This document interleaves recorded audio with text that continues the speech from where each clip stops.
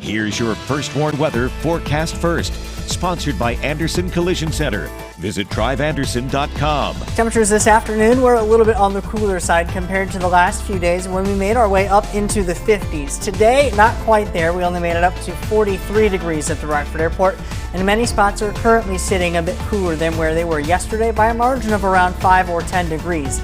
That leads to those temperatures currently in the mid-30s for many of us, 35 in Sterling as well as Rockford, 37 in Freeport, along with those clear skies ongoing for many of us. The clear skies going to persist as we get into the majority of the night tonight, but increasing cloud cover will not allow our temperatures to fall as far as they would underneath completely clear skies. Those clouds continuing to move into the area will keep our temperatures a little bit on the warmer side, but still falling into the mid-20s overnight. We'll let you know how much we warm for tomorrow afternoon and when those clouds are expected to lift out of the area coming up in your most trusted forecast a little later. Rockford's airport adds a new nonstop flight, the destination that will start this spring. We've had record warmth for this time of year. A look at how it has impacted a state line tradition. And a local business moves from Roscoe to Rockford. We take you to today's grand opening. Live from WTVO 17, this is Eyewitness News at 6. Good evening, I'm Taylor Castro. Thanks for joining us tonight. Rockford's airport announces a new destination. Allegiant Airlines is adding a direct flight to Los Angeles. It's one of the airline's 12 new nonstop routes. Flights out of RFD to LA will begin this spring on May 16th.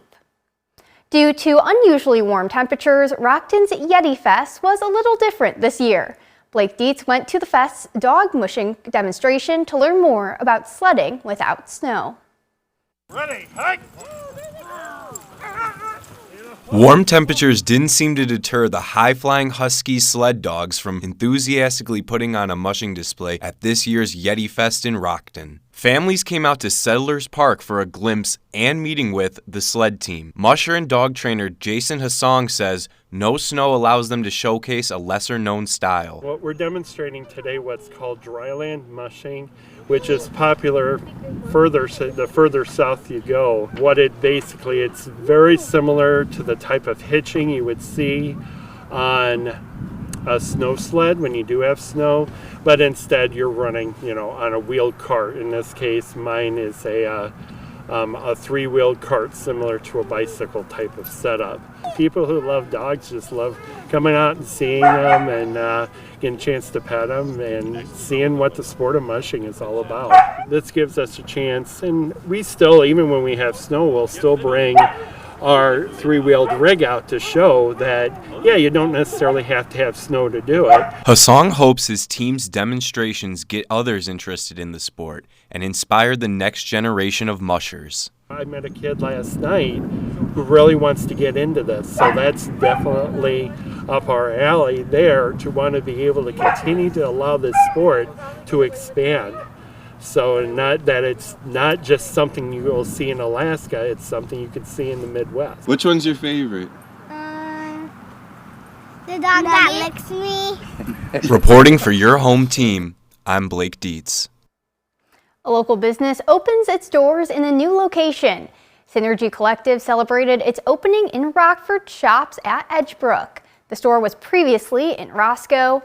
Synergy Collective offers merchandise like plants, clothing, crystals, and incense. There are also classes and services. Special guests were on site at today's opening for readings. The store's owner is excited about the positive reception from the community. I like to think that we are one of a kind store. There's nothing else really like this in the area, so people are very excited to see us out here. We started here at the Rockford City Market back in 2019 as just a little, pop-up tent vendor with crystals, and it's just grown and grown, and so we're excited to be coming back to Rockford. It feels like a little coming home of sorts. Synergy Collective's new hours can be found on our website, mystateline.com. Governor J.B. Pritzker says he plans to meet with White Sox team leaders to discuss plans for their proposed stadium in the South Loop. He told reporters that he's familiar with Sox leadership and is eager to hear how the project can benefit the city. The team and developer Related Midwest have not released a funding plan yet for the stadium, But Pritzker says he's wary of using public money to build it. Similar to lots of other businesses in the state, that is, we should support them with infrastructure. We should support them in every way we can, but taxpayer dollars are precious, and so the question really is, what benefit financially are they bringing fiscally to the state and the city? The Tribune reports that state law would also have to change for the team to get taxpayer support. Current limits cap potential funding at $100 million, and the new stadium would cost much more than that. Governor J.B. Pritzker is also among the Democrats defending President Biden in a new political controversy. Earlier this week, special counsel Robert Hur's report cleared Biden of mishandling classified documents. The report said Biden would likely present himself to a jury as a, quote, sympathetic, well-meaning elderly man with a poor memory. Democrats say the report crossed the line by questioning the president's mental fitness. However, Republicans say the detail was necessary because it helped determine whether the president knew he was in possession of classified material. As top Democrats rally around Biden, former President Donald Trump is also responding. The way that the president's demeanor in that report was characterized could not be more wrong on the facts and clearly politically motivated. They're trying desperately to spin the Biden document disaster into but wasn't Trump worse? No, Trump was peanuts by comparison. Trump is being accused of obstructing justice for his handling of classified documents. Hearings in that case are expected to resume next week. Medal winners at the Olympic and Paralympic Games in Paris will take home a piece of France with them. A polished piece of iron from the Eiffel Tower is being embedded in these gold, silver, and bronze medals that will be given to athletes at the awards ceremonies this summer. Paris is the only host city to ever include parts from a famous landmark. They were cut from girders that were swapped out during renovations of the tower. Nearly 6,000 of the unique medals are being made. Celebrations taking place at the home of Steve McMichael. Coming up, reaction after he is finally selected for the Pro Football Hall of Fame. And for the first time in 4 days, we did not reach the upper 40s today, only reaching 44 degrees at the Rockford Airport. But when we can expect to see high temperatures down in the 30s again coming up in just a little bit. You're watching Eyewitness News, your home team with Taylor Castro, Reagan Holgate, and meteorologist Jordan Wolf.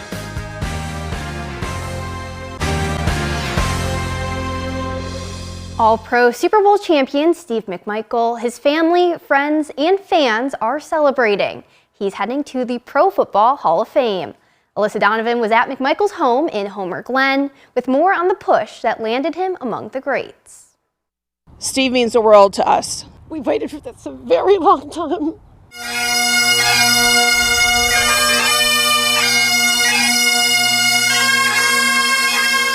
He's just got a heart of gold. I love the guy. The Emerald Society performing in Steve McMichael's backyard on Friday. The former Chicago Bears player who was diagnosed with ALS in 2021, able to hear the celebration from his window. He was actually in there trying to move his lips and sing God Bless America along, because of course you all know how he loves to sing. McMichael learned this week he will be inducted into the Pro Football Hall of Fame, an honor he's dreamed of. When he was losing his voice, I asked him what else I could do for him, and he whispered to me, Hall of Fame. I went home, looked it up. How can I do this? I love a challenge, and here we are. His enthusiastic fan base, known as Team Mongo, petitioned for his induction, even conducting a letter-writing campaign. Today, his close friends and family say those fans are a huge reason this finally happened. So a big thank you to the McCaskies, to the Bears organization, and mostly to all the Bears fans that just adore him. And they're the reason that he's in this Hall of Fame. We started it, and they carried the water. But it's truly McMichael's credentials that earned him the spot. McMichael was an essential part of the '85 Super Bowl title-winning Chicago Bears team. setting records for the franchise and dominating the field throughout his 15th-season NFL career. I think he's the best in the world. He's the best defensive tackle there's ever been. Now, more than 3 years into his battle with ALS, the disease has taken its toll. However, the 66-year-old has held strong. His family believes that's because McMichael has been waiting for this. It's the most amazing feeling in the whole world to know that he's in and to know that he knows it.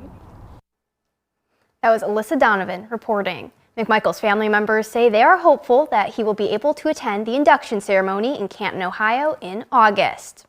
Well, zoo animals are making their picks for tomorrow's big game. The elephant in Syracuse, New York, is trying to make it 2 in a row. He picked the Kansas City Chiefs last year, and he's doubling down this year.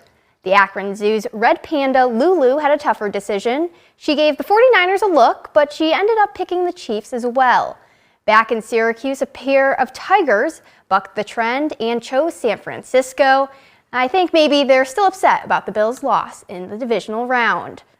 And don't forget to join us before the big game for the Eyewitness News Super Special driven by Wheels by RT. Coverage starts at 6 tomorrow morning right here on WTVO 17, followed by a third hour at 8 a.m. over on Fox 39. It was a bit cooler today with highs in the 40s, but that's still above average. Jordan tells us when we might see highs in the 30s again, coming up next. Now, your first warned weather forecast from meteorologist Jordan Wolf. Bright sunshine out there for much of the afternoon today, and that helped to bring our temperatures up into the low 40s, though not quite into the 50s where we had been just about for the last 3 days. We hit 48 degrees 3 days ago, and then the last 2 days we were well into the 50s. Not quite there today, but we do still have those clear skies ongoing. Looking our SkyTrack camera overlooking downtown Rockford up on the Supply Corps building, brought to us by Window World, showing off those clear skies that we have. Other though, we are still seeing some cloud cover beginning to work its way in, mainly to the south of I-88. That cloud cover rising into the area from our next weather system that will pass us well off to our south, but that will bring us the increase in some cloud cover into the evening tonight. That weather system still remaining well off south, and that's going to remain where the precipitation chances are as well. As we get into the rest of the night tonight, though, as you notice, it has been a little bit chillier than where it was yesterday. We can see that when we look at our temperature change over the last 24 hours. That front now having fallen a little bit further off to the south, bringing temperatures not only here locally a little bit cooler than where they were yesterday, but also many spots south and even east of us, seeing those temperatures much cooler than where they were at this time yesterday. Locally, that is leading to those numbers, mainly in the 30s here right now, but in the 40s to the south, which is a big difference from where they were yesterday when many spots were still in the 50s. Right now across the state line, our numbers are reading in the mid-30s. 33 degrees in DeKalb, 36 in Rochelle, 35 in Rockford, as well as Freeport, 34 out in Galena. Some other spots still in the mid-30s as well. Underneath, initially what we have clear skies, those temperatures continuing to fall pretty quickly early on, but increasing cloud cover into the night tonight will only allow them to fall back to around 26 degrees, leading to a fairly cool night, still around 10 degrees above average for our normal low temperatures though. We do warm back up into the 40s once we get into tomorrow afternoon. However, most of that cloud cover does last with us into the early part of the day. We will see some breaks in those clouds eventually once we get into the middle part of the afternoon, possibly into the early part of the evening, but we are going to see that cloud cover sticking with us through at least the first half of the day or so. That increasing cloud cover into the night tonight, keeping our temperatures a little bit more mild than they otherwise would be under clear skies into the mid-20s. Only right around 40 degrees during the day tomorrow, but we do get some sunshine once we get into the later part of the afternoon. Then we get a lot more clearing once we get into Sunday night going into Monday, and lots of sunshine for Monday afternoon as well.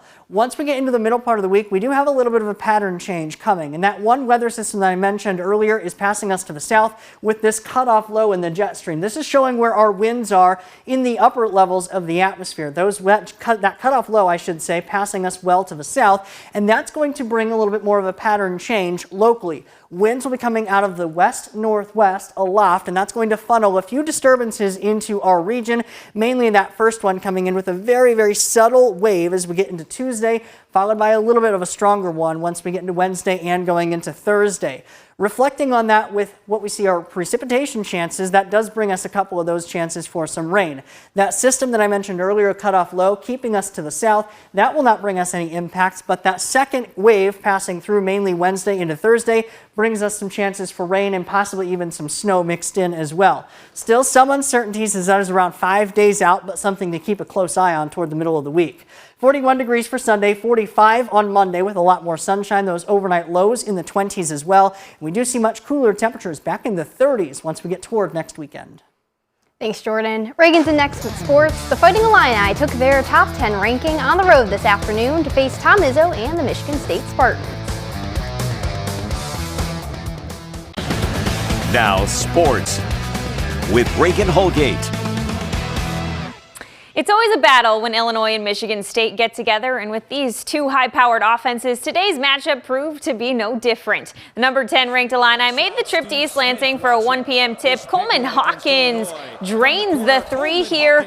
Then after that has some words for the referee, and Hawkins gets called for a technical. Brad Underwood obviously not happy about that one, and we're all tied at 11. Into the second half now, Luke Goody misses the three, but Terrence Shannon Jr. gets the putback plus the foul. Shannon had a game-high 28 points today. Later in the second, MSU's A.J. Hogarth drives inside and lays it in. Add the foul to that as well. Game tied at 72. And just over 2 minutes to go. Michigan State down one. Malik Hall gets the bucket and one. Michigan State hangs on for a big win, 88-80. The Illini remain in second place in the Big Ten behind Purdue at 8-4. And we are less than 24 hours away from the big game. The San Francisco 49ers taking on the reigning champion Kansas City Chiefs in Super Bowl 58. Both teams putting the finishing touches on game prep today. The 49ers will have to figure out how to stop the Chiefs and contend with a quarterback in Patrick Mahomes, who broke their heart just 4 years ago. A win for the Chiefs would confirm them as a dynasty, completing one of the hardest feats in professional sports as back-to-back Super Bowl champs. Girls high school bowling teams were trying to earn their way to state today. This is the Sycamore sectional at Mardi Gras Lanes. This is Hononegah senior Cassidy Davenport delivering the strike. Hononegah's Emily Mulranen will come through with the strike as well in game 2 when she rolled a 254. Now Guilford's Serenity Anderson is up next, and that roll right on target. Her teammate Alexis Alman was red hot in the second game. She has a strike there. Now let's check out the Harlem Huskies. This is Miranda Clenz dropping all 10 pins. And sophomore Allison Roberts was the regional champion last Saturday, and she was strong again today. Another strike there for Harlem. Harlem won the team championship. Harlem's Aslan Tevis was the individual champion. Hononegah finished in 3rd and Guilford in 5th. High school wrestlers were competing today for a chance to go to state next weekend. This is the Class 1A Byron sectional, always the toughest sectional in the state. Byron's own Jared Claunch here at 285 was in the consolation semifinals. He needed this win to get to state, and he got it, pinning his opponent Jacob Hostler of Rock Falls. Now to the 106-pound. Third place match, Dakota's Brandon White was in this one, battling Austin Hagavold of Woodstock Marion. Hagavold won by pin in the first period, but White will still go to state. Now the 113-pound match. Oregon's Nelson Benesh faced Colton Stone of Sandwich. Benesh will get the pin. He's going to state with 35 wins now. The Byron sectional is still going on. We'll have more on it later on our website at mystateline.com. And in some girls sectional wrestling action at Geneseo, we have 3 local girls advancing to state next weekend who will try and defend their titles. That's Freeport senior Cadence Diddick, Boylan's Natavia Wixon, and Hononegah's Angelina Cassiope. And history will be made at the BMO Center tonight, folks, when the Ice Hogs retire former goaltender Corey Crawford's number 29. He will be the second inductee into the Ring of Honor. After the ceremony, the Hogs will face off against their in-state rival, the Chicago Wolves. Despite a 7-game losing streak, Rockford has picked up points in 3 straight games and currently ranks 4th in the Central Division. Make sure to tune in tonight at 9 and 10 for a look at the Crows induction. That's sports. We'll be right back.